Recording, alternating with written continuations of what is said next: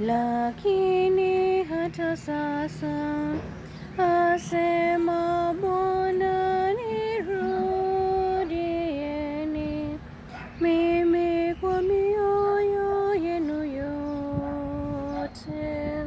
lakini hata sasa asema Bwana, nirudieni mimi kwa mioyo yenu yote.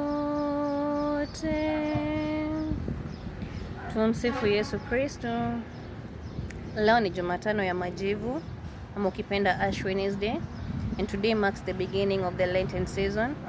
As Catholics, we are called upon to observe prayer and fasting and almsgiving. May God grant us the grace and His blessings as we continue with this Lenten season. Zaburi ya kuitikizana.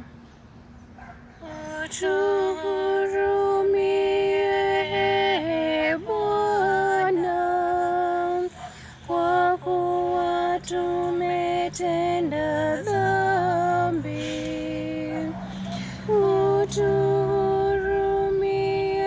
Utuhurumie Bwana, kwa kuwa tumetenda dhambi.